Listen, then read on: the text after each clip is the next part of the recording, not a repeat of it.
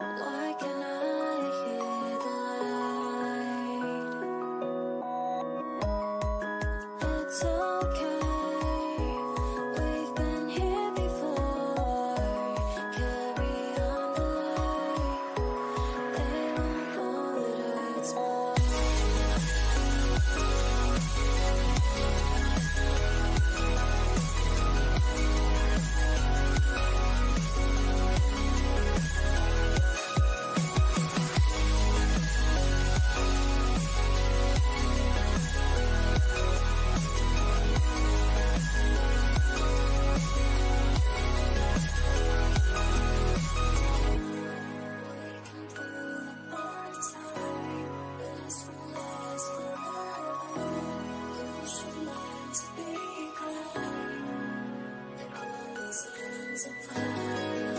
It's okay. We've been here before. Carry on the light. They won't know it hurts more.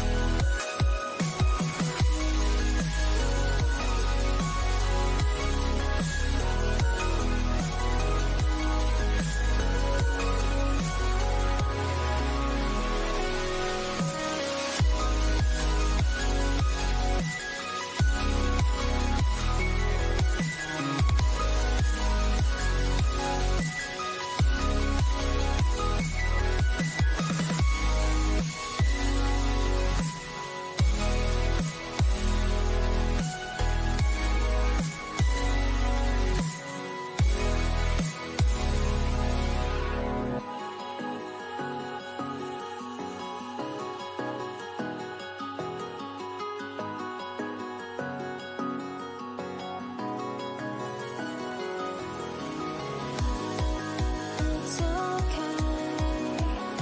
We've been here before. Carry on the light. They won't know it hurts more.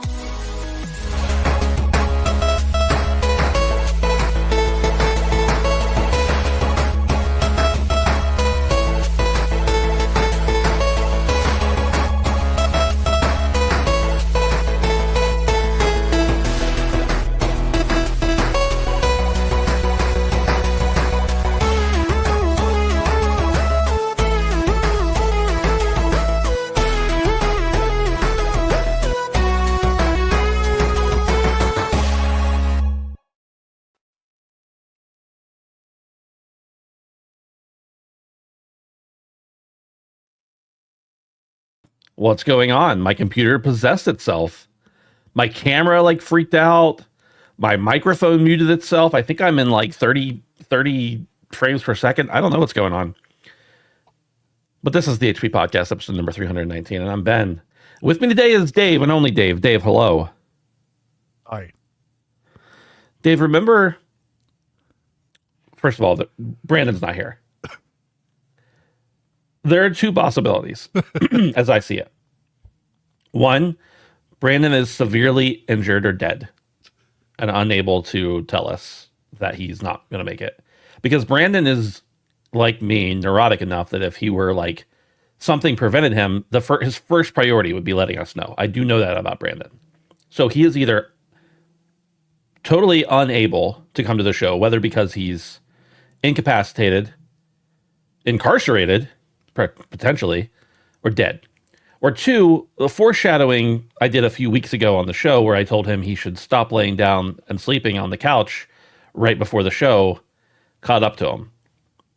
And he's asleep on his couch right now, despite our calls and texts. But that's okay. We'll go on. The time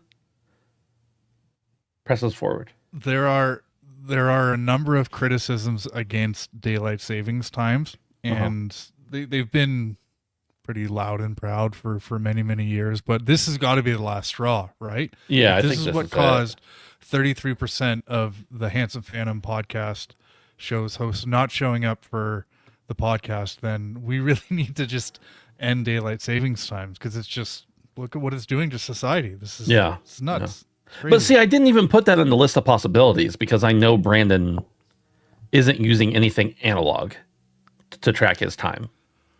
It still messes you up a bit, though. It does. Everybody felt a little bit more tired yesterday, and I can't explain it because it's just more daylight, but it does something to you, and there's no real good reason for it anymore. So let's just put an end to it.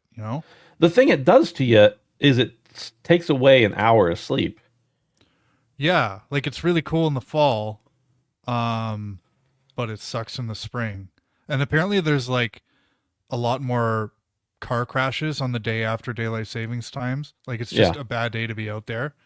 So here's the thing about the fall, the other one, not daylight savings time, standard time, whatever. They're always like, oh, you get an extra hour of sleep tonight. I don't do that. I just stay up till the time I would normally stay up. Because, when they say you go to different time zones, you should try to stay up until you're like what time you want to go to bed in that time zone. Right. Because you want to acclimate your body. Yeah. Well, my body is already like, let's stay up later. So I do that. But when it changes the other way, my body isn't like, let's go to bed early. Let's wake up even earlier. Right. The science rejects that. Okay. Yeah. Yeah. It's, I don't know. My wife, when we woke up on Sunday, our daughter woke up at 7:30, and my wife said to me, "Oh, good, she slept in a little bit." I'm like, "No, this is 6:30 in her brain." Right. She got up early. Yeah. And I don't know. It's dumb. But here's the thing: is I'm saying all this stuff against daylight savings time, but I'm not sure like what time would we stay on? We'd stay on the standard time, so the time that we get from like November to March, or do we get the summertime that we get from March to November? Like, which one do we stick with? Would it be standard time? I think I don't know what we would stay on. My preference would be that I don't give a damn, Right. as long as it doesn't change anymore. Okay. Yeah. So just one or the other. Just pick a lane. You don't Just care. pick a lane, man. Right. Fair. Yeah. Okay. It also messes up like international discussion. Man, I had a whole rant about daylight savings time one time on like an episode of Constellation, I think it was. It's out there somewhere. But one, like I interface with a bunch of people in different time zones and specifically in different countries, both for work and for pleasure. Like some of my friends I play games at night with, or in Europe, and in the daytime for that matter, when I used to play games during the day. And then for work, I interact with people all over the world. And not everybody observes the time change at all, let alone the same time of the year. So it messes up those interactions and everything. And that's, as a modern society, you would think we would be beyond such things as not being on the same calendar, but we are. 100%. The train agrees with me. That's what the honking means, Big time. in case everyone was curious. Oh, we all know. The other thing is, I hate it being dark outside, but if they would just stop changing the time, I wouldn't care where they set it, Right. as long as the time was done being changed around. It's dumb. Yeah. It's silly. And it's just unnecessary. Because everybody has that one clock in their house that doesn't change. Like most of everything we have now changes on its own. Your computer, your phone, your TV, your email, your Outlook, all that kind of stuff. But there's just few things that are around the house, and once a year you need to figure out how to change the time. And your car. Twice a year, pardon me. Yeah, your car. It's another one. Like I have a what's the word I'm looking for? Electronic digital clock, and built into my like HUD of my car or whatever. But then there's also a digital or a analog one up above, like hidden in the little dashboard, just a tiny little one there. And there's two little buttons that I have to use to adjust that time. And those buttons could just never be used if we didn't change the time. Right. I've never used them any other time except in I've been driving for 20 years now. Never changed the time except for when the time changes. Remember when the clocks on the car had that like a tiny little button just next to it, and it was like a pinhole kind of thing that you needed to kind of put a little like an earring in just to change it? Yeah. Oh man. Edward Walton says, if I'm not mistaken, Arizona doesn't do DST. I don't remember. You're correct. I don't know if it's the whole state or just parts of it, but there are a few other places in the United States that are just like, nah, we're not doing that. Which, if I were in those places, even though I'm against doing the whole time change thing, I would be like, no, no, no. We got to be at least the same as the guys 30 miles down the road. Like, we can't be different than them, too. I understand we're trying to make a point here that we don't want to change our clocks anymore. But let's not. I don't want to leave for work and not get there for 2 hours, you know? This is the HP podcast. We talk about video games most of the time, and the rest of the time we talk about time changes. You can support our efforts in destroying daylight savings time at patreon.com/handsomephantom for as little as $1 a month. Help us keep the lights on and the clocks the same. Correct. You can also join us on Discord at handsomephantom.com/Discord. We appreciate having you there. That's where the real magic happens. All the fun goes down. Dave, you look like you're about to say something. Yeah, I just had a really good idea. I think if we get 5 new patrons in the next 30 days, we're going to buy one of those Nintendo alarm clocks for Brandon. Yeah. So this never happens again. And if it turns out he was in a terrible accident, we'll pay however much those 5 patrons pay. We'll put that towards his hospital bills. So whatever scenario we have here, we're covered. Win-win. Yeah.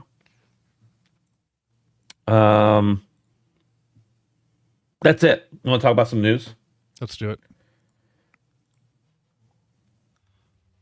Number 1, Halo Infinite scrapped a 10-year content plan, allegedly. This comes from Twisted Voxel, and it says Halo insider and content creator Rebs Gaming has shared a new video in which he talks about the scrapped 10-year plan for new Halo Infinite content. The first indication of these plans came via former 343 Industries studio head Chris Lee, who spoke to IGN in 2020 about wanting the game to grow over the next decade instead of releasing new titles. The content creator mentioned that Halo Infinite's multiplayer being released a month ahead of its campaign was the first step of the 10-year content plan. Now, I didn't really think that was a plan at the time. I thought it was just like that part of the game wasn't ready, but maybe it was. As seen in the pitch presentation slide on this Twisted Voxel page, 343 had planned to launch the game's multiplayer mode in the fall of 2019. Other slides from the presentation mentioned that it would be the lowest barrier to entry for any Halo title and a meaningful early access to the game people would play for years to come. The pitch presentation also revealed the campaign was originally planned for release an entire year after the multiplayer component. It was to incorporate a new content formula that included an evergreen campaign with deeper playability and annual updates. The story would have been expanded through yearly DLC for the campaign, so players wouldn't have to wait for another mainline Halo title. Ultimately, 343 ended up cutting campaign content and never developed any official DLC for Halo Infinite. The 10-year plan was scrapped because the studio had major leadership issues, which we've talked about on the show. After the decision was made to switch to Unreal Engine for the next Halo title, all future content that was being developed in Slipspace, which is still one of my favorite names of all time, was scrapped. Now, Dave, we've had different discussions on this show about Halo Infinite, and we know that there's been a lot of upheaval at the studio and some stuff changed around, but what are your thoughts on this overall? It's a little different than just a release date slipping or a DLC not getting put out. This is a decade worth of content that they had maybe just on paper, but planned, just got rid of it. Yeah, this really is a sad, sad story because it gives us a glimpse into what could have been with Halo Infinite.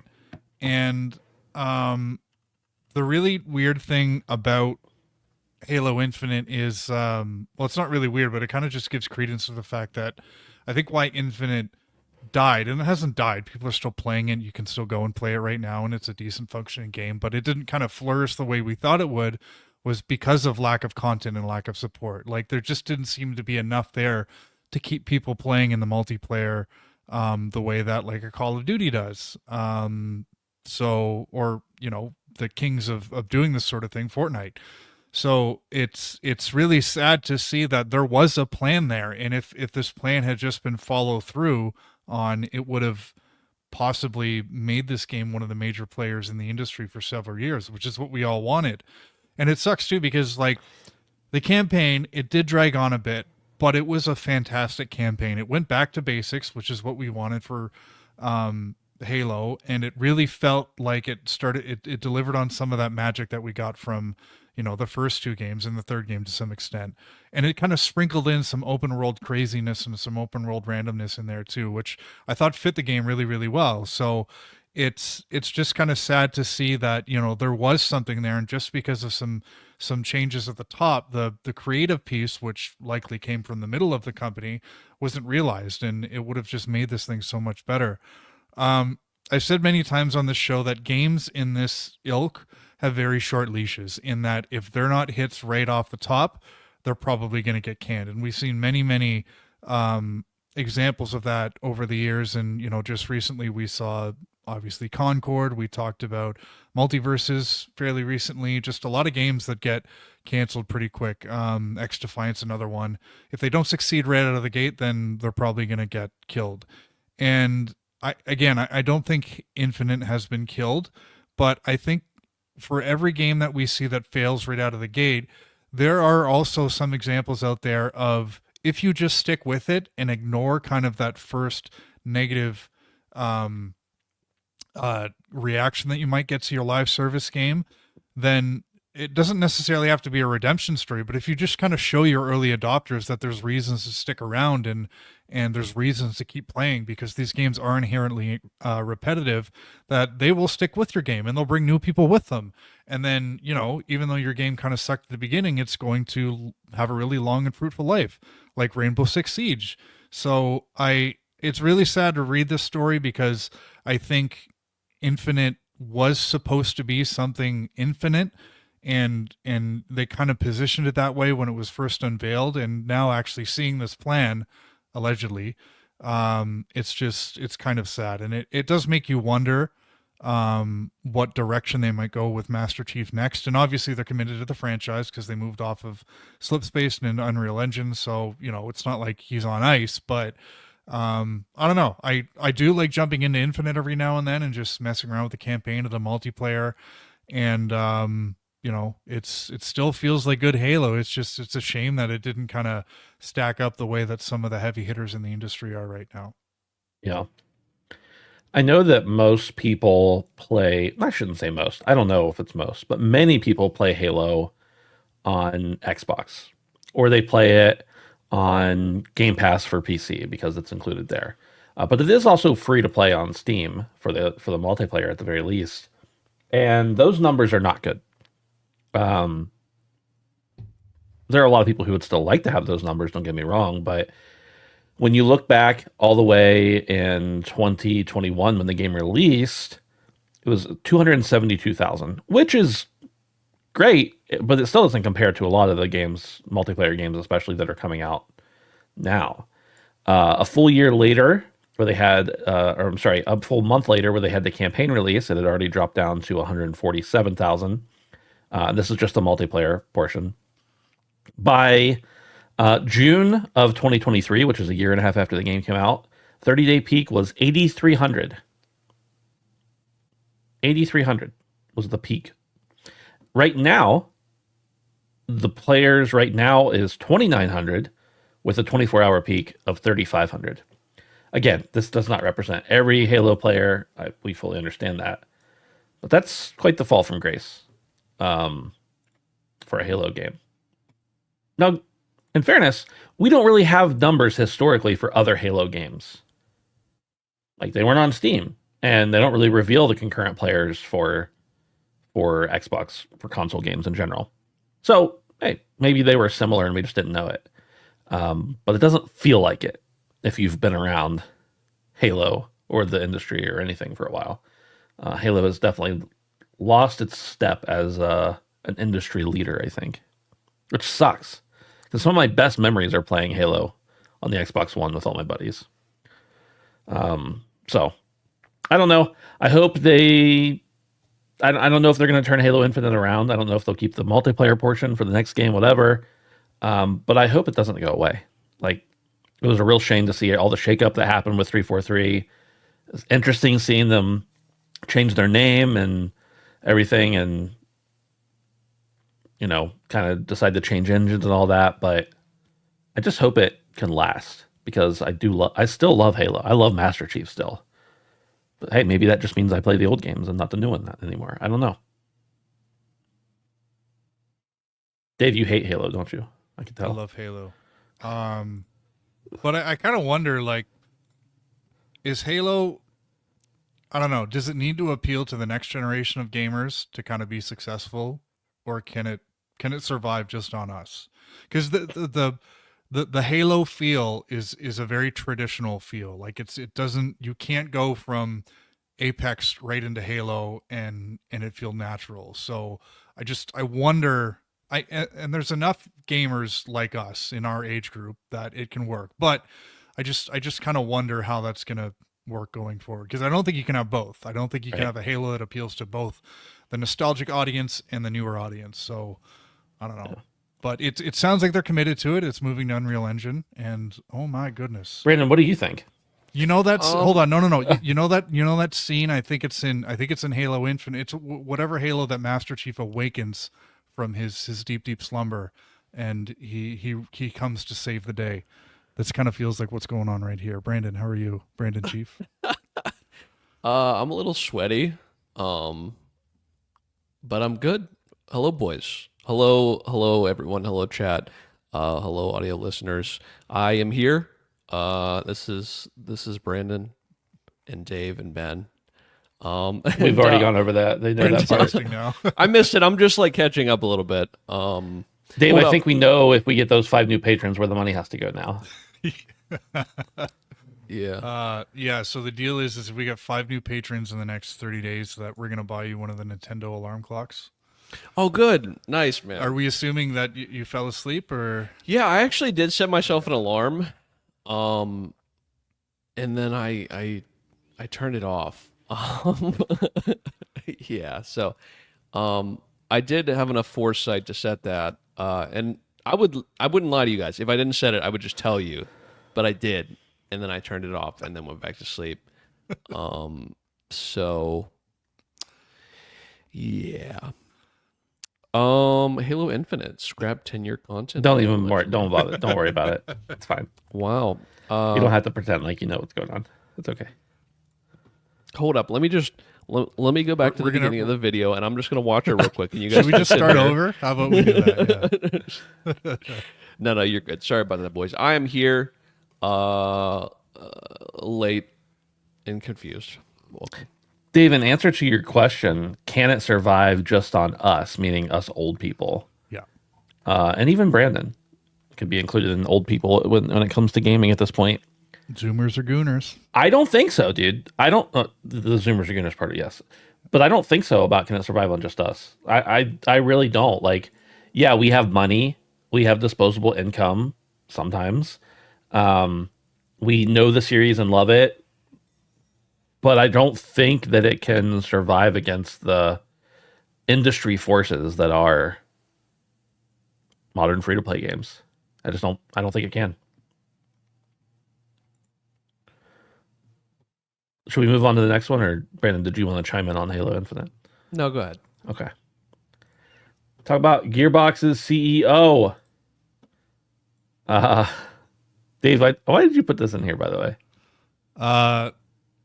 Because I don't know.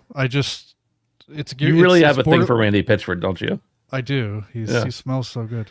Why don't you read this? Why don't you lead this one? Okay, yeah. So we don't normally include tweets in as news stories, but it was Randy Pitchford centric. It was Borderlands centric, and it was a reply to one of my favorite streamers, King Gathalion. So I guess I'll just kind of read the thread, but the streamer says, I spoke this on stream, but should have said something here. At Mitsu Show loves Borderlands and gave some very valid concern. Oh, no. Mild takes. Dave, you're breaking up. Borderlands 4. Hate to see result. Can you hear me? Am I good? There's just this show is cursed. The cursed show. It's cursed. That's what happened to me. How about now? That's what happened to me. No. Holy shit. That was happening to me for like 20 minutes, and then I showed up and you guys were just like already halfway done with the show. Dave, you were breaking up that whole time you were reading, sorry. Okay, am I okay now? Yeah. I think so. Okay, I'm going to skip right to Randy. So Randy says, I didn't see any critique. I just saw shitty negativity that was demotivating. Want the best Borderlands? Root for us and cheer us on. If you take developers' passion for granted, we'll all pay the price. I love criticism, and thankfully, I have never been in short supply. Don't gaslight me in this post. It wasn't criticism, it was pessimism. It's toxic for people killing themselves for your entertainment, so fuck that noise. So Randy getting a little fierce on Twitter. Up again. I don't think that hate was meant for King Cathalion, but it was directed at his tweet, definitely. And it kind of made me think. Obviously, we have Borderlands 4 coming later this year, at the end of September. Very excited for that. And I don't know about you guys, but I kind of feel like Borderlands 1 was a really good game. Borderlands 2 was fantastic. And then something happened afterwards, and the hate against the Borderlands franchise isn't fierce, but it seems like a lot of people kind of turned on this series a little bit.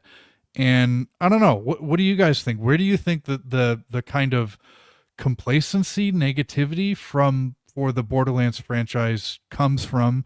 And, do you have any excitement for Borderlands 4? Ben, I'll start with you. I'm excited that you're excited, Dave. Good. Because I don't always love every game, but I like it when it finds an audience. Not that Borderlands needed specifically my help finding an audience or anything, but I'm excited for you. And I'm even remotely interested myself. I played Borderlands 1 and Borderlands 2. Much later did I play Borderlands 1 than when it came out, and then Borderlands 2, it was, with some buddies and stuff after the fact. And I liked them. I never played Borderlands 3. The humor just kind of wasn't... It's not that it's bad. I do find it chuckly. But I feel like the larger culture was like, this wants me to laugh, so I don't want to. And I think that was a big revolt of it, because the gameplay is still good. I think it was more the cultural stuff around it, the humor related stuff. And I don't mean like people got negative against stuff that's crass or vulgar, because it didn't. I don't know. I think it just kind of wore itself out, maybe. That's not why I quit liking it. I mean, I won't say I quit liking it, because if I picked it up and played it right now, I'm sure I would have a good time. I just kind of was like, okay, I've seen this. I've experienced this. That's my thought. Brandon, what's your history with the series and your outlook? Yeah, so I've played Borderlands maybe like a couple times in my life, and I've never really been attracted to the series at all. I don't know what about it, but I guess I can generally touch on what I think may have happened. I think there's been like a huge rise in dogpiling of things that people even once loved. It becomes fun to like hate and get a sense of community around hating something, especially series that are like established. I think as time goes on, people sometimes tend to look back and think of them worse than even sometimes they were actually received originally, because that's like a trendy thing to do. That's like a hot button thing to do. But yeah, I don't know. I mean, I hope the Borderlands series does well. I am interested, at least passingly, in the game. Kind of where Ben is, that like I'm really excited that you're excited, and it looks cool because I love first-person shooters. But truthfully, when I tried to play Borderlands 1, maybe with a friend, I just didn't understand. Like, not that I didn't understand it, I just didn't get the appeal. And it seems like a game that I would like. But yeah, I don't know. I think that it's very difficult for long-running series to continue the goodwill from the people that started it. I think, you see this sort of thing with Call of Duty in a couple months. I think that a lot of series end up doing this after years. And Call of Duty releases so often that it just happens every year that, you love it for a little bit and then you hate it. But it's like you did love it at one point. That's what I'm saying about like the change of opinion. So yeah, I think it'll be fine. I don't know. I'm honestly expecting it to go like every big release goes nowadays that's an established IP. Most are not wonderful. Most are just fine. And the people that love the series will like it. And the people that don't love the series probably won't buy it, or will buy it and bitch about it. So, and that's okay. Like, we don't need to reinvent the wheel here. I think that's kind of the point. I think that people would just want more Borderlands. But if you're not in love with the series already, I think that I don't know that they're going to be breaking that much new ground. If I had to guess off the top of my head. So, Yeah. It's kind of like the Borderlands franchise is like olives. People love them or people hate them. There's no sort of, yeah, I'd eat an olive. It's you love it or hate it. But right. yeah, I don't know. I kind of feel like, and again, I'm a Borderlands supporter. I love the series. I'll play every game at launch. And I do recognize though that the series is inherently one note. And you know, that's true for the gameplay, that's true for the humor. And you know, it's not really something that you can iterate on. The additions to the franchise have been kind of minor gameplay mechanics that don't really do too much for the gameplay loop, but it's the sort of thing that you just can't fiddle with because it won't be Borderlands. But the other thing that I think is might be part of this is when the original came out, it was kind of a looter shooter built around a single player campaign. And looter shooters have evolved to be things that are built around multiplayer experiences. So I don't really know that it kind of branched out in the right direction, or the industry kind of evolved and left it behind. So it's just not the sort of thing that keeps people's interest the way that a looter shooter does today. So I think that might have something to do with it. I see a lot of people saying like pre-sequel was the breaking point, which is really odd to me because I loved pre-sequel. It was a really good game, probably should have been DLC, and I don't know if it's the fact that it came off as a cash grab to people, that it just kind of, all of the goodwill from Borderlands 2 was lost. But yeah, I don't know. It's just such a weird like pseudo offline looter shooter thing that just doesn't appeal to a lot of people. But in any case, it's doing well enough to warrant new big installments. So I'm happy, and I hope one of you picks it up at some point and we can play some co-op, because it's a really fun game co-op. Both just laughing at the insanity on screen or the stupid shit that people are saying, like the NPCs and stuff. So yeah, I love me some Borderlands. Dave, this is related and unrelated to Borderlands, but it's related to this story. What's your thought on Randy Pitchford saying, like, first of all, pushing back, which I get, but saying if you want the best Borderlands, root for us and cheer us on? What kind of stock do you place in that? I agree with him because I've seen the way creatives have been approached on social media over the past several years. I'll use the Sonic example. Obviously the Sonic movie, the trailer came out, people saw Sonic, and they dragged the creatives through the mud to a point where they broke and completely redesigned the character. I think they did that because they didn't want to create an entire new generation of Christians. That's just, yeah, I guess. That's true. And maybe that's not the best example because the first iteration of Sonic in that trailer did look ridiculous. But this idea that you can kind of attack creatives into submission on social media, it's dangerous and I don't like it. So if you don't like something, don't play it, don't buy it. But if you do like something and you want it to be great, then, you know, be supportive. And, you know, I don't know exactly what Randy Pitchford was referring to in this particular tweet, so I can't really say whether he's off base or not. But I do agree that if you like something and you want it to be great, then you should root for it and you should support these people because, you know, they need us to be creative and they need us to be really, really to make good games. So. I think it's a lot easier to be creative and innovative when you don't have a bunch of people telling you this is going to suck before it's even written. Because that pressure isn't there. Not to say that, you know, you can't perform, like diamonds are formed under pressure, right? But sometimes they're flawed. So, he made there was actually an example not too long ago where I think he came out and said there will be no skibbity toilet jokes in this game.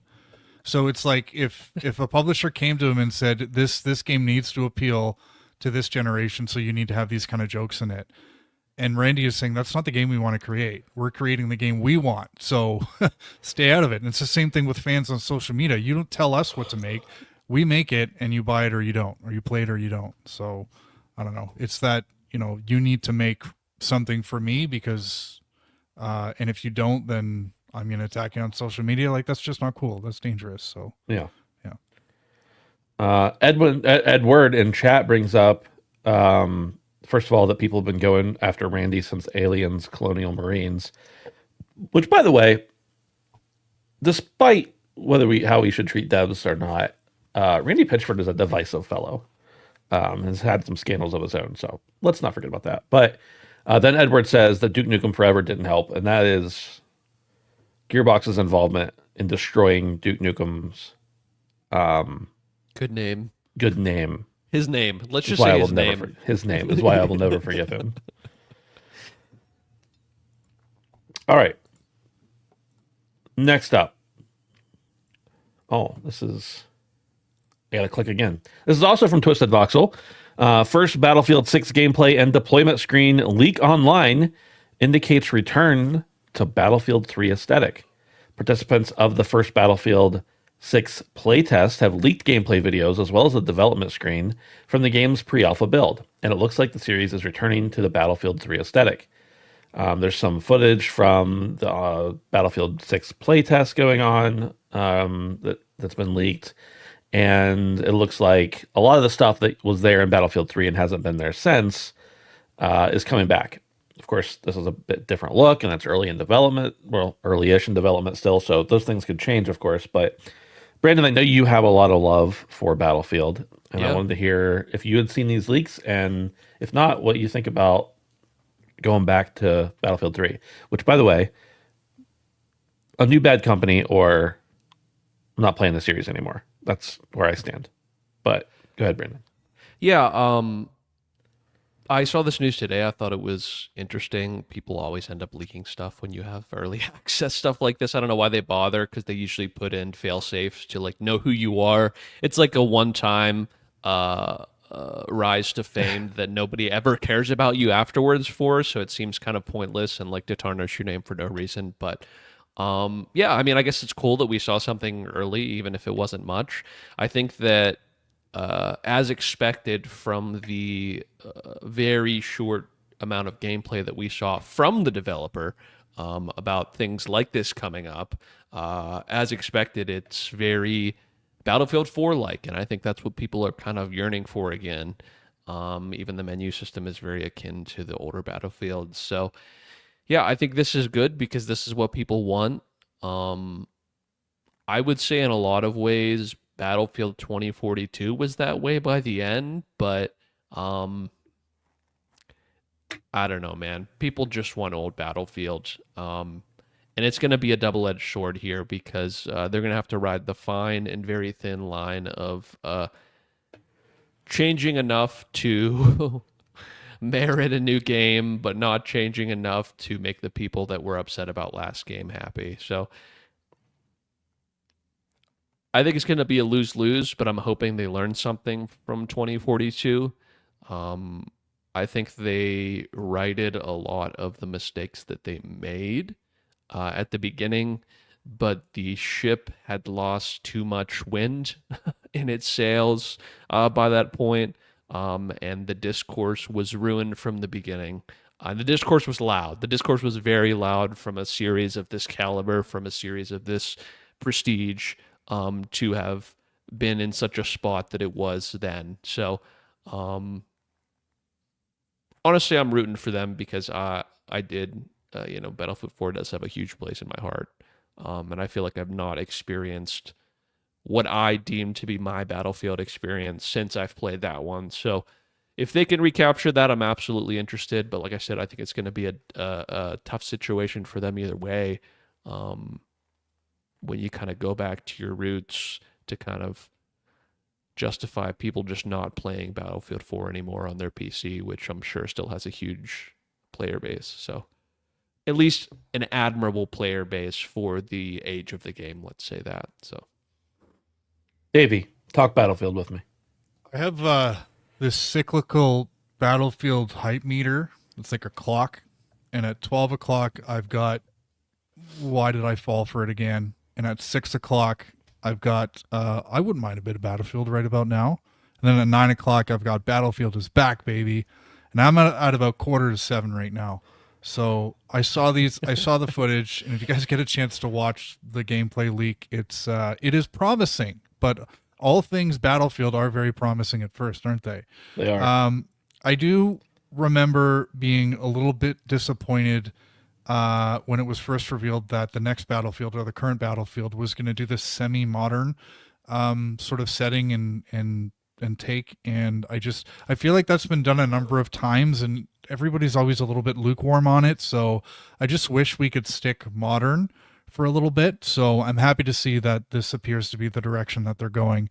And you know, if we can just launch with a leaderboard, we're moving in the right direction, right? That's what it sounds like. Yeah. Yeah. And you kind of alluded to Bad Company. So like a campaign, I think that is something that's important to me. Like, we all know that it takes a lot of effort to make a campaign, and people play it for 6 hours and then they never touch it again because they're going to spend the next 300 hours in multiplayer. I get it, but the campaign is still a very important part, and it's something that made Battlefield 3 and 4 so friggin' good. So put it in there. I don't have my hopes very high for that, but I think if they do have it, that'll be a pretty strong thing for me.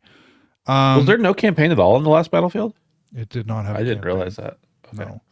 No. And then the last thing is, like, Battlefield has always leaned in, or sorry, as of late has leaned into this levolution thing, where it's like, let's take destruction to the next level, where like you'll start out a map and then halfway through there's going to be a flood or a tornado, and it's going to be like this massive new map.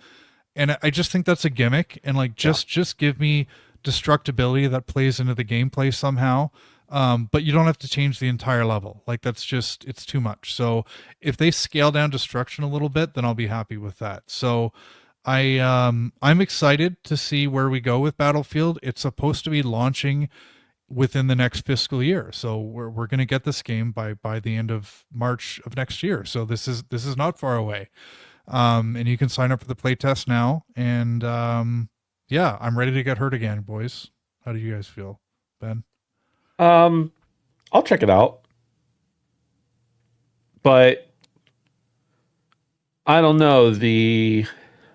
No, I think I'm ready to check it out. I wouldn't say I'm excited. I'm probably at like 3:30 on your clock. Like, I'm not quite at Battlefield sucks, but I'm definitely not excited for it. Right.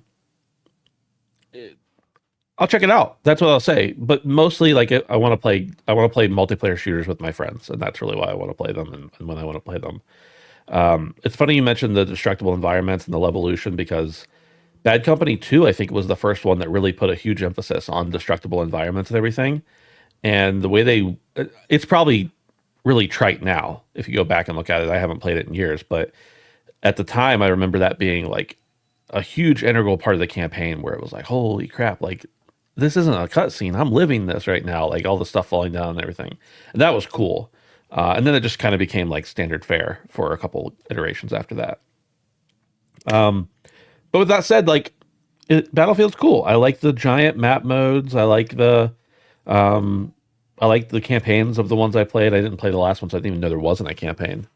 So I don't really have a good answer other than I'd check it out, but it's not like a burning desire in my heart or anything. Brandon, are you ready to play Battlefield and get hurt again? Yeah, I actually am. You know me, like, I am just a complete slut for first-person shooters. So as long as it doesn't review incredibly poorly, I probably will try it at some point regardless. Does it need a leaderboard for you to try it? Only if my friends get it, because I want to know how much better I'm doing than they are. Right. But if they're not playing it, then it doesn't need it. Right. Okay. Fair enough. Because I only need to be better than my friends, not better than everybody else. That's not true. I've played with you. You need to be better than everybody else, too. Excuse me. Dude, lock popping and how many tokens for private? and then he leaves. Yeah, that's what Locke does. He gets his tabs mixed up, I think. Tech for Gamers said that Microsoft had been a part of the gaming industry for 2 decades, but the Xbox 360 remains its biggest achievement. Not only was the 360 a gateway into HD for millions of people, but it also kickstarted the new era 1 year earlier than the PS3. A former Microsoft executive has now shared details on the decision to launch the console earlier than Sony's hardware. He states that one key reason was the fact that the original Xbox was losing a lot of money. Microsoft has found itself in a similar position again, with the Xbox Series consoles selling poorly in the market. Rumors suggest it may rely on the same strategy and launch next generation hardware before PlayStation. This seems like a fairly standard, obvious approach. Like if you're falling behind, you should get to market first. But I want to hear what you guys think about this. What you think about remembering when the 360 launched and its counterpart with PlayStation, and how that impacted your buying decisions, maybe, or your friends' buying decisions. And then also, what do you think it looks like in 2027 for a new console to launch? Just all of that stuff. Just remember all of it and say it. Dave, do you remember when this happened?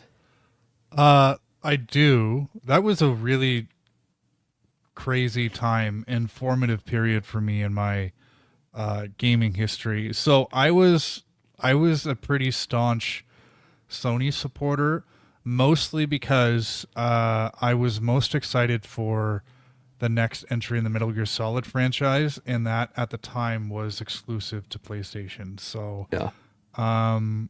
I wouldn't say I was a Sony pony, but I was, despite all the hate that the PS3 was getting for the price and it not being the best online ecosystem, I was like, I don't care. I want it. It looks the coolest. It's got Uncharted. It's going to have Metal Gear Solid 4. And I thought Lair was cool at first, and I played a lot of Warhawk. And so I found stuff to love on that, but I couldn't get it out of the back of my head that, like, if I wanted to play with all my friends, I needed a 360. And that's kind of what the 7th generation of gaming was all about, is where are your friends playing online games? Because there was no cross-play back then. So if you wanted to play with your friends, you had to play on the same box as them. So I ended up getting a 360 and inevitably got the best of both worlds. But yeah, I do wonder what clues we can glean from that approach all those years ago to what does Microsoft do now, because it certainly seems like they find themselves in a similar situation where their current hardware, and even the last one, is hemorrhaging money, and it's just not doing anything for them. They've got a lot of money. Microsoft will always have a lot of money.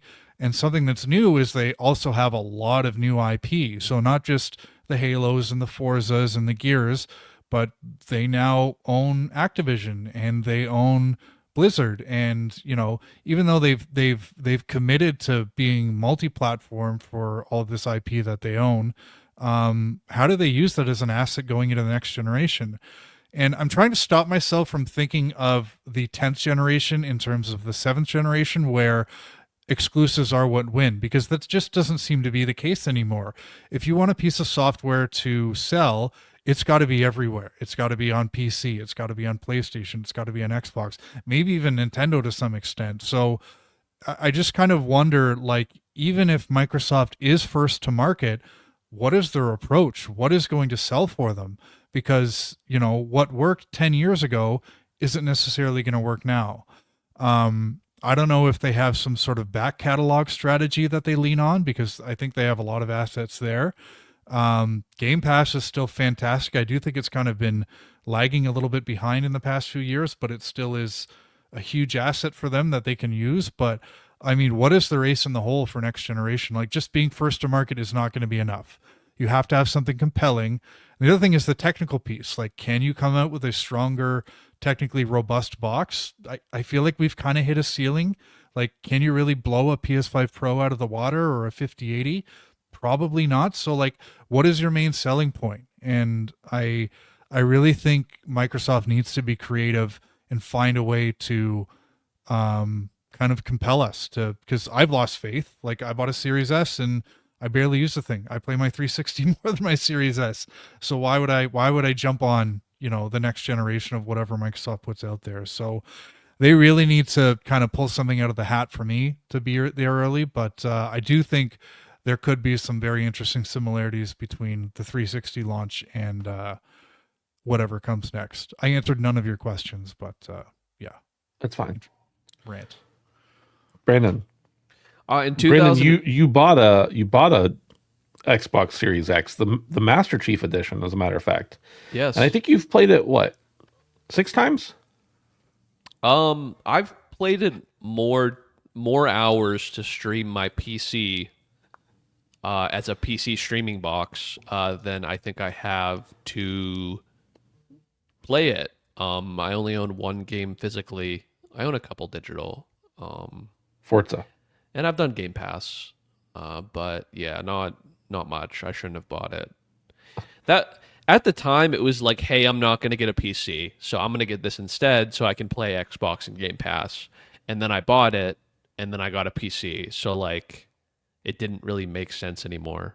Yeah. But hey, it streams the PC really well.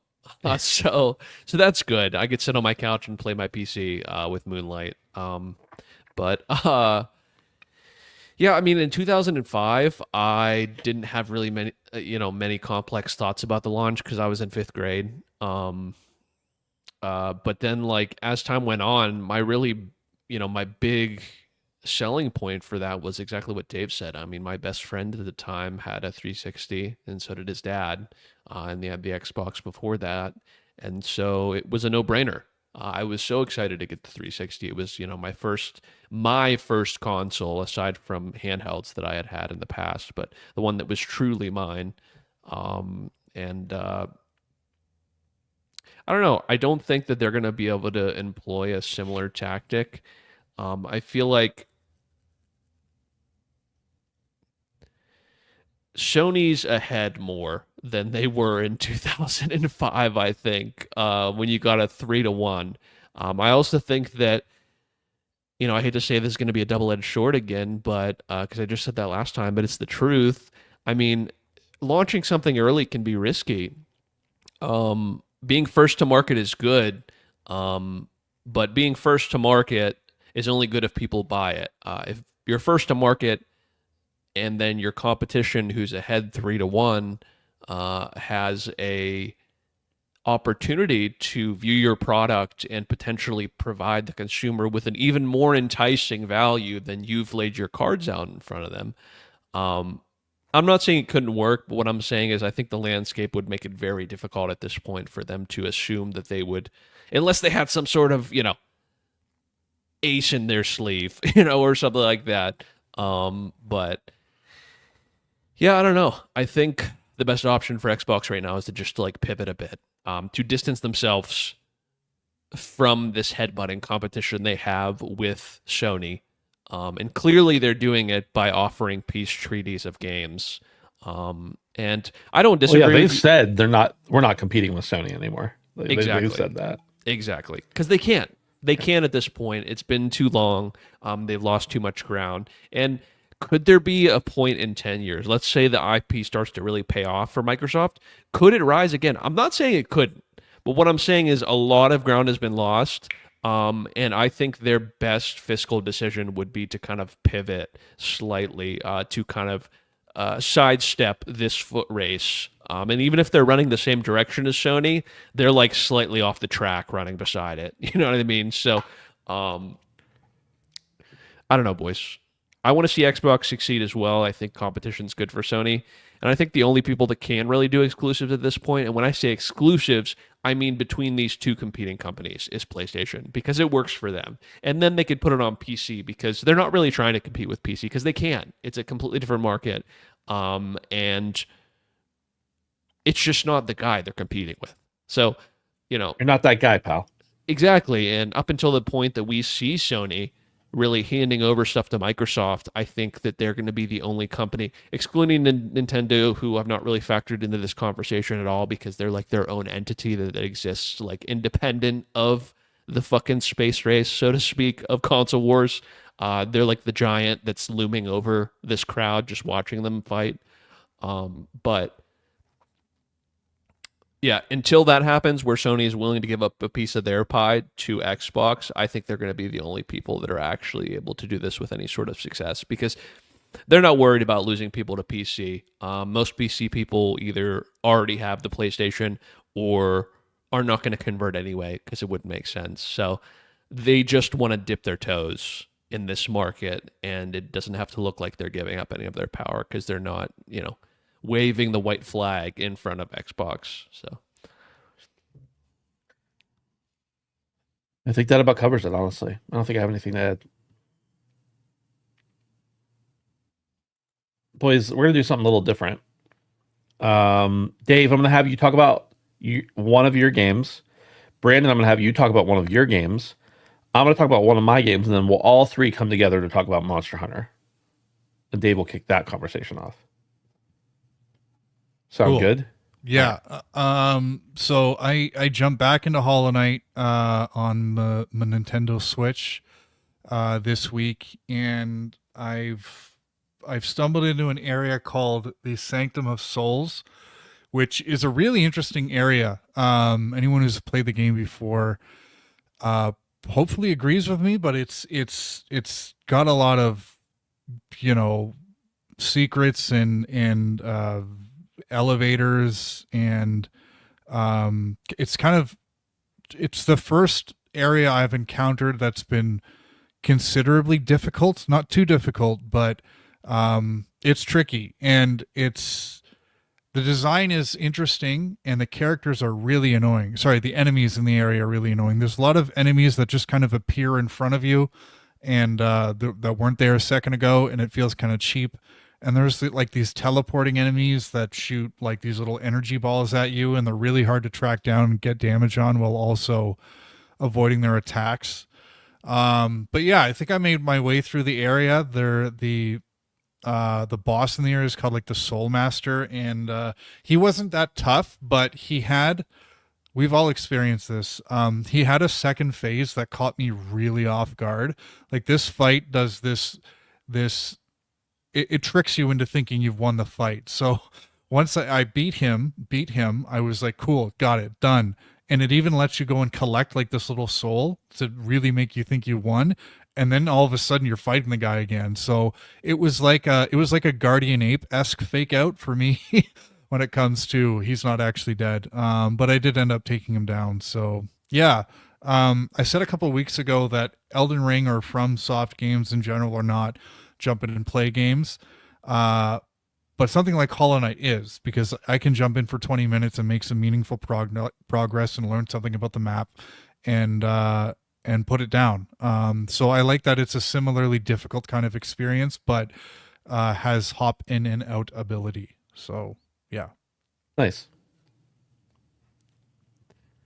Brandon. So I was playing Monster Hunter, and I'm not going to talk about Monster Hunter. But I was playing Monster Hunter, and I was fighting a specific boss. Let me just preface what you're going to say with the fact that I seriously thought about not letting you talk about what you've been playing this week, just so you know. Dude, I'm trying to protect you. It's not that bad. It's not that bad, okay? Anyway, long story short, I was gonna make it longer, but he derailed me. No, I was getting really mad at Monster Hunter. I fought a boss twice and spent about 25 minutes apiece fighting this boss twice in a row, and I failed both times, okay? And so I was angry. So I shut it off, and I started to watch YouTube. And I watched a YouTube video about a guy that went into VR chats and was looking at cringe people, like looking at furries and stuff like that, and like fucking with them, right?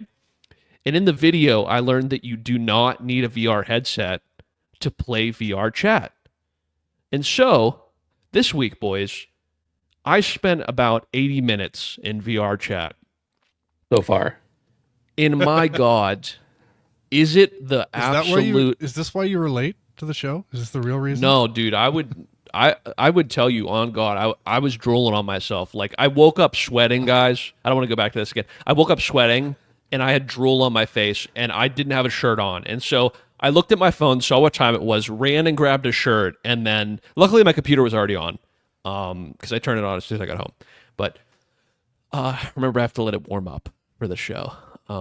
But yeah, so I played VR chat, guys. I'm not sidestepping this. I want to talk about it. There's no humiliation behind it, dude. It is quite literally one of the wildest experiences I've ever had in a video game. Maybe close to my entire life, actually.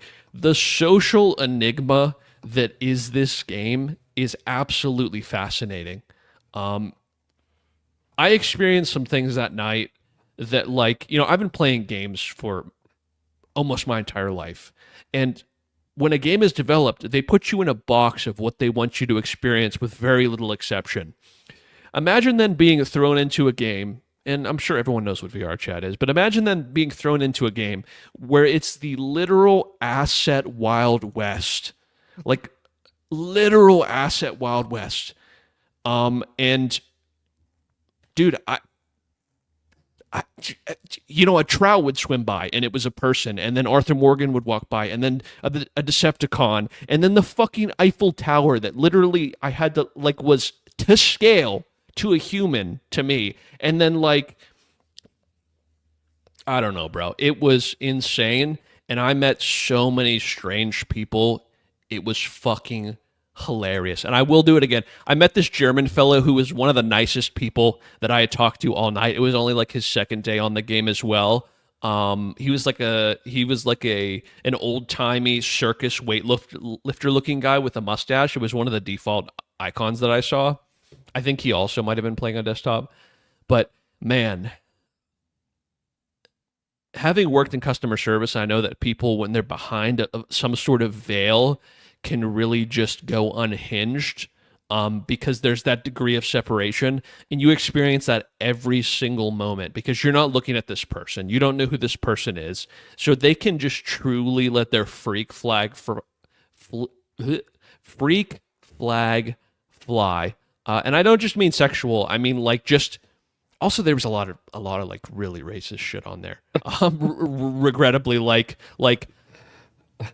eye-openingly racist, and that's coming from like a man who lives in rural Pennsylvania. So, you know, like, I'm not saying I condone that, but what I'm saying is that, you know, I live where I live. It's not a strange thing. Yeah, I live where I live, and you know, that's not my fault. But this was eye-opening.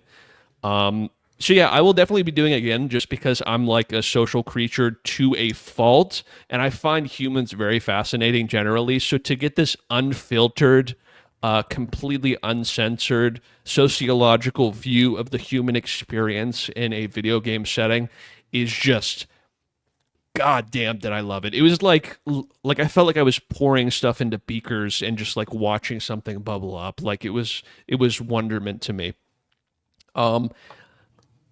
There's all kind of shit in there though. Like a lot of the videos that I see that are what I was mentioning are like social content, right? Like that's a big thing on these apps is like social spaces. Like you go to a bar, but there's also like a lot of games too. Like you can literally play games with your friends. You could play games with pool. You can play, you know, golf, stuff like that. So there's a lot of experiences to be had. And when you have the options that, you know, developing on PC allows you, and the very creative and sometimes perverse minds that are on the internet can just come up with whatever they want. So, would recommend, if you're incredibly bored and want to just be like in complete shock and awe for an entire evening, because that's kind of what I was doing the whole time. Brandon, I just downloaded VR chat so I could hang out with you sometime, by the way. Dude, let me know. I've watched lots of videos and stuff. I know it's crazy. But Edward in chat says, are we going to get VR Chat Chronicles? Back in the old days when I had an old website before I ever met you guys, we had a guy who every Monday would write a piece called Minecraft Monday. It was one of our like hundreds of thousands of clicks on it every week. And he'd just talk about VR chat, or VR chat. Oh my God, it didn't exist then. Minecraft. He'd talk about Minecraft, and he'd just tell stories of what happened in the world. And sometimes I think he would, you know, make them up a little bit. But so you could do the same thing for VR chat. Dude, possibly. Yeah. Crazy, bro. Dude, this one guy. Sailor says VR chat is peak for harassing people, and you guys don't know Sailor. It makes sense to me that this is what he would use it for. But also, Brandon, did you speak to women? I mean, I'm not saying you were going to harass them. I'm just saying that seems like a dangerous place.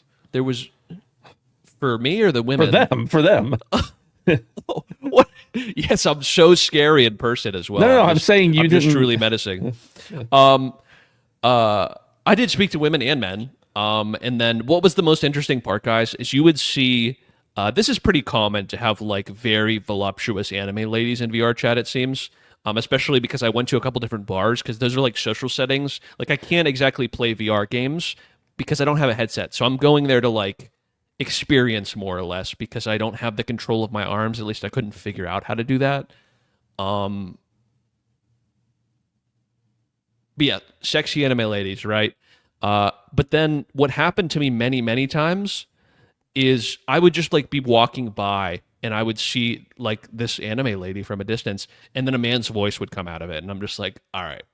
Yeah. It happened many times. Like literally, they like pseudo ID you at these bars to like keep kids out or whatever. It's like it's not role playing. They're like actually trying to keep like younger people out, and I know it's like not foolproof. But the guy that the person that ID'd me at the club was a sexy anime lady with like a completely. He wasn't even trying. He's like, "What's up, bro?" So that's pretty common there as well. And I found a guy that he was also very anime, but it was a man, and he had a man avatar, and he had a piece of paper hanging out of his avatar's mouth that said "Milk me." Yeah. Some of this stuff really intrigues me as far as virtual worlds goes. When I think about like GTA 5 roleplay, like GTA Online roleplay, some of those RP servers are insane. Like people literally have to go and like do interviews for jobs. They get the job. They're required to be there at certain times. And I'm sure to some extent it's lax, but like people will literally get kicked out of servers for not speaking in their right voice or breaking character or anything like that. And the whole conversation of virtual worlds really intrigues me because, you know, I've played lots of MMOs and everything, and I've been part, but like that's different. Most of those people aren't role playing; they're just playing a game, and that's their avatar.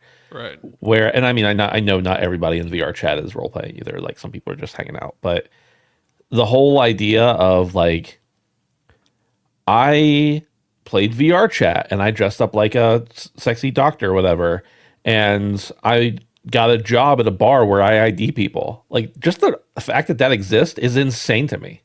Can you imagine like being alive even like 50 years ago and knowing that was like finding out that was a thing? Imperceivable. Dude, it is pretty crazy. Sasquatch mixed me a drink. Yeah. He was a little suspicious about it because I didn't ask for a drink, and he just came up to me and gave it to me and he said, like, "Here, this is for you." And so I was a little suspicious of Sasquatch Man, but it ended up being fine. You afraid to get roofied or something? Like, how would that even work? It just blurs your vision in game. I mean, maybe you could get roofied. That would be a crazy. Oh wait, experience. it does. If you take the drink, you'll actually feel the effects. Oh, interesting. Okay. Yeah, and it's really funny that like there was actually staff at these bars too. Yeah. And some of them were being goofy, but other ones were like getting into it. And it was kind of like, yeah, it was very interesting. Very, very interesting. Dude, one time Kermit came up to this like thick furry and was like, "Damn girl, look at that ass." Seriously, bro. Yeah, I believe it. I've watched crazy, bro. I've seen more than a few TikToks and stuff of people messing with people in VR chat, and there's some wild stuff for sure. Well, I'll check it out with you sometime, Brandon. Absolutely, bro.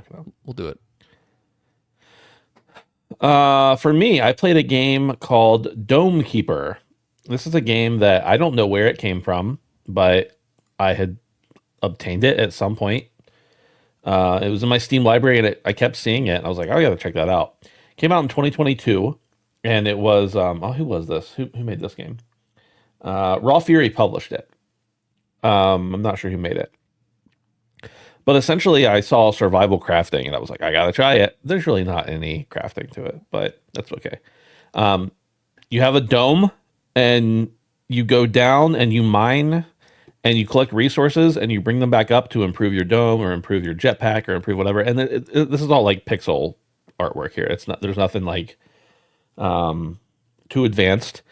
And it's from a perspective of like, you know, if the dome is on top of the ground and then the mine is underneath the ground, you see it all from like if you were looking straight into the world. So, you know, it's all side-scrolling perspective, even though it's not a side-scroller.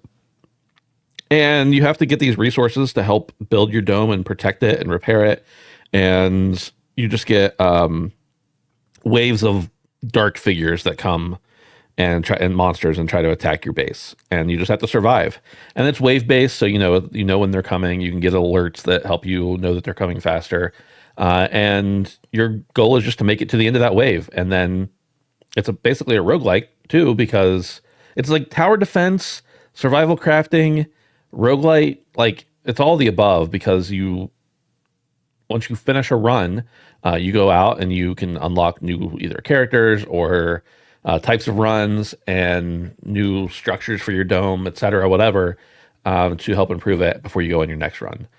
So it's pretty cool. I played like, I want to say between 2 and 3 hours.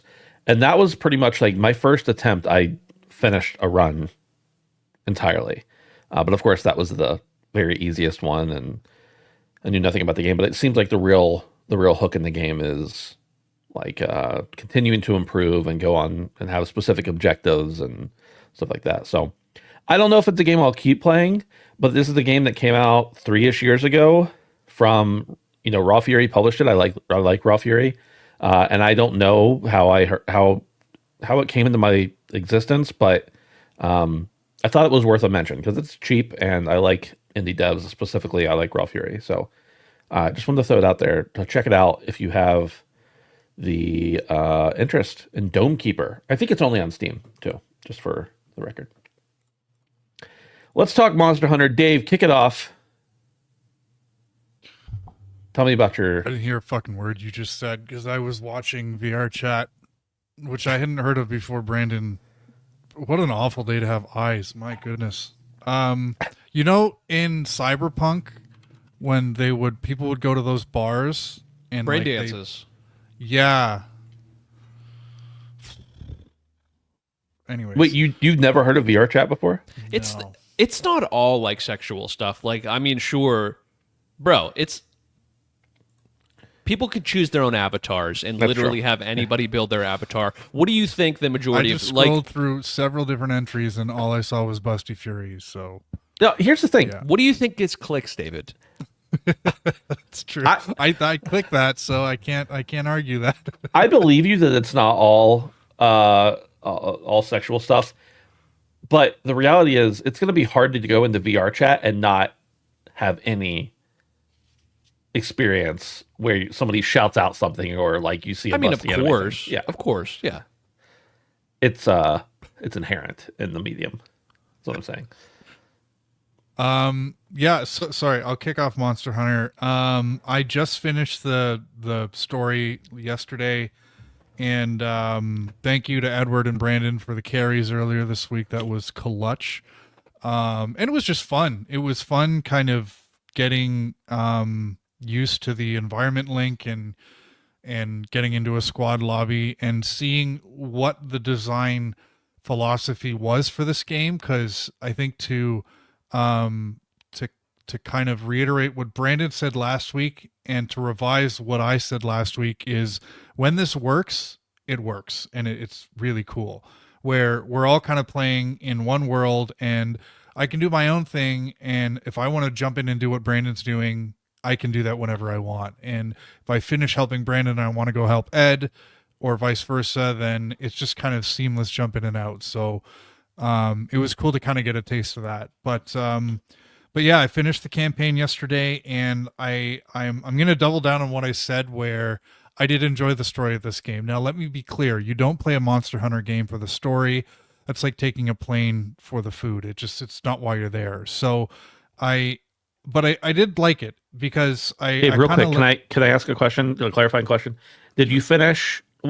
How much of the story did you finish? Chapter 3 or chapter 6? Oh my God, is this? You were halfway done, Dave. I rolled credits. Anyways, Yeah, you're I halfway got, done. I got to high rank, so that's Okay. where I wanted to be. So, yes. I was gonna say, is this gonna be like a near automata situation? No, again, not where quite. It's not. No, the game really begins. No, So it begins yeah, after chapter 6. I do like that it kind of tied the I'll call him the white wraith to Nata, the little kid. Like there was like a parallel between those two, and I thought that was kind of clever. And it really kind of leaned into the nature versus nurture and what you do to your environment and stuff like that. So I did enjoy the story. The one thing I will say is Monster Hunter World got quite a bit of criticism for I think they were called the siege battles, and a lot of the fights against kind of the big bad monster were really kind of these set pieces that didn't really fit very well. And then there was something similar in Rise where they were the rampage battles where you would have to defend against all these different monsters that came all at once. And I agree with the criticisms for World, but I thought what was good about those is there was spectacle. And I did feel like Wilds, at least for the part of the campaign that I've completed, is there wasn't enough spectacle. There wasn't like big crazy kind of set piece fights. It was just a lot of different cool monsters, which is great. But I think that was the one thing that has been missing for me so far. Now that I have gotten a high rank, I feel like the open world part of the game has started to open up a little bit more. I do feel like I'm running around in the different environments and moving around freely. And I just stumbled upon a Rathian yesterday, or is it Rathalos? Which I don't know, the green one. And just kind of Rathian. fought him and started an investigation, and like what Wild's promise, which was taking a step towards being more of an open world game than World was, I'm starting to feel it now. And I really felt like that first part of the campaign held your hand a little bit. And I know there's so many different antiquated systems that there are to learn in Monster Hunter, and it kind of wants to lead you in that direction. But I was looking forward to getting to this part of the game, and I'm glad I'm here. So yeah, I'm looking forward to the next several dozen hours with this game, just grinding out for high rank armor and different gear sets and stuff like that. And Brandon, I did end up taking your advice, and I did not try to grind low rank Doggeron, because, and I'm glad I did take that advice, because as soon as I got into high rank, my gear was no bueno. So it would have been a waste of time. So yeah, over to you guys. Brandon. Yeah, Monster Hunter. I said last week's great. I did beat chapter 6, so I am like done.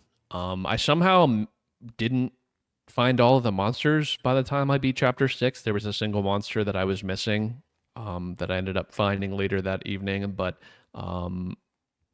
around 50 hours it took me, and I did a lot of side stuff. I definitely don't think it would take any normal, reasonable person that long, but yeah, it's great, man. There's also a bit of the multiplayer that I was kind of missing out on too, Dave, that I didn't quite understand. You can link party, and that's a thing that is convenient. Something else you could do is you don't have to link the party. You can, because we're in a squad, you can have a squad specific instance. And then every time you go to the quest board, you can just see what your squad members are doing. So that's another thing I didn't realize, that you could just go in the Handsome Phantom world, essentially. And then when your buddy's on something, you don't have to have a link party. You can. It's more convenient. But you can also just keep checking back at that board if you want as well, which is the other way to do it. So yeah, it is not the easiest thing to understand, but once I understood it, I agree with you, Dave. I do think it is a nice experience. So all in all, I think I mentioned a little bit last week that I felt like the game was a little bit too easy. I feel like the beginning of the game is incredibly easy and user friendly, but I think there are battles towards the end that are exceptionally harder. As I mentioned, I tried twice to beat something for 25 minutes and couldn't do it. So I think if I did mention that last week, that I'm kind of going back on that. I feel like the difficulty by the end is completely merited. And Yeah, man, I'm just having a great time. I guess I don't have many more thoughts than last week. I'm just still really enjoying it. And I feel like, I made a joke about Dave, you're like, when does the game really start? And personally, the game has now started now that I've unlocked every single monster. Um, and that's after chapter 6. And like I said, I found one that I didn't have after chapter 6. And now the armor grind begins. I have unlocked maybe about a third of all purple hammers that I have available. I've crafted maybe a third of all available purple hammers. So I made myself a nice either blue or purple high rank set, which was a nice placeholder for grinding the end all be all set I want. But I really want to work on the weapons first because I feel like that's most important, at least for me. I have a set that has nice perks, and I'm just gonna stick with it until I get, the end game stuff. So yeah. Whereas grinding the armor doesn't make much sense in low rank, the fruits of my labor when grinding weapons has been felt throughout the entire thing. Because I didn't know this for a fact, but you can have all of the required equipments for a later version of a hammer, and you cannot just outright build that later version of the hammer. You have to upgrade through the tree the entire time. So that was the right kind of grinding to do in low rank, just to kind of get everything. And I did. To be fair, that was one of the things I did. I also did that with armor as well, but that is one of the things I did. And that half of it paid off in the early game, not so much the armor. So also the layered shit's really cool. I love transmogs in every fucking game, and the fact that you could transmog everything makes me so happy because Fashion Souls is like my number one everything in game, and I can have whatever set I want as long as I can build it. I can pick the set I want for the perks, and then I can make it look however I want. And I love it. I fucking love it. So now the game has really opened up for me, like really, because now comes a lot of, like last night for like 45 minutes, easily 45 minutes. I was just mining outcrops. We're going to predictably get master rank at some point. So that's when the game really starts, Brandon. Right. That's when just wait for master rank, Dave. The MR. But it's good, man. It's really, really good. Yeah, I'm excited to keep grinding. So I have also finished the game like Dave has, but I have not finished the game in its entirety. I think I'm in late chapter 4 somewhere. I'm not sure. I still find the story pretty dull. And that's okay because, like, as Dave mentioned passingly, that's not really why you come to a Monster Hunter game. Like, I think it's serviceable of a story, but it's not more than that for me personally. With that said, I have not done as much grinding as Brandon has done, but I have done more than I probably should have by this point, at least. I'm not someone who needs. I want to get to the armor and weapons that I want at the end to be able to play in game, and that's what I want. So whatever the fastest way to get to there is what I've been doing. So the last couple hours of the game I've been playing, I think I did one mission, and I've been doing some more side quest stuff because I realized like I hadn't done any really side quests up to that point. So that's opening up a lot of new possibilities, like having your Palico go do stuff for you, and those were just things that are only you can't get to them through the main story typically, or at least I couldn't figure out how to. So I'm enjoying it as someone who I played a little bit of Monster Hunter World, maybe like 20 to 30 hours at best. Never had any idea what I was doing. I'm playing this game and I still have very little idea what I'm doing, but I have way more of an idea than I did with the last game. And so just exploring and finding things, figuring out how the map works. Like the map is still a little bit confusing to me sometimes. Just figuring all that stuff out is a real treat. And I honestly, like, there's all those other aspects to the game. I just like fighting the monsters. Like, I know it's called Monster Hunter. You should like fighting the monsters if you're going to play it. But I just like that's the thing of the game that's the most interesting to me. Finding new ways to take them out, using the gadgets. Like I like all that kind of stuff. The one thing I don't traditionally do, and Brandon the other night when I said this to him, he was like, "Why?" Like I never fire an SOS beacon. So unless somebody just sees that I'm fighting from the guild or the crew or whatever it's called, unless somebody sees that and decides to join me, I'm fighting alone all the time, and I know that's going to be taking me longer. But like, I just like it. Like it doesn't. There's been a couple fights where I've been like, "Oh, I could really use some help here," but for the most part, I'm either already like with a group of guys hunting or just going and doing it myself, and that's fun to me. I enjoy that. It's not like I could do this by myself, a prideful kind of thing or anything. It's just it's what I like. It's just I don't feel the need to recruit other people, I guess is what I'm saying.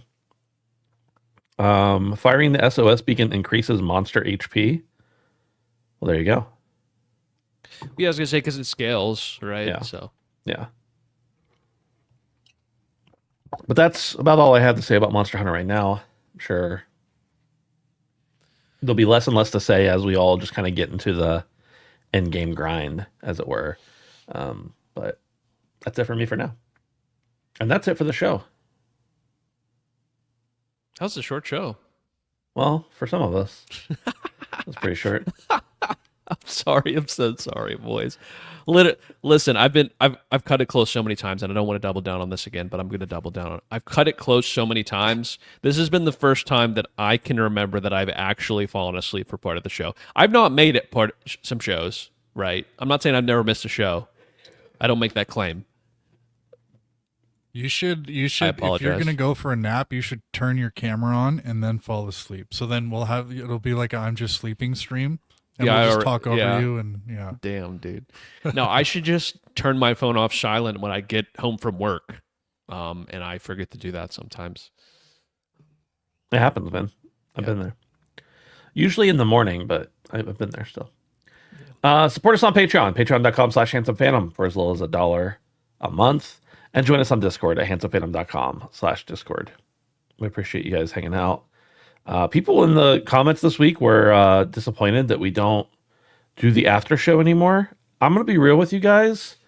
We used to do that just like to hang out with people, but it became like we were just trying to talk for 5 or 10 minutes afterwards and nobody was interacting. So that's why we don't do it anymore. If it's something you really, really want, maybe we can bring it back in the future, but not tonight because I got things to do. So sorry. Boys, we need a name for the show, which we can either come up with now or wait till after I hit end stream. I already named the show Infinite Possibilities. There you go. That's it. Goodbye, everyone. I'm hitting end stream now. Bye. See ya. Au revoir.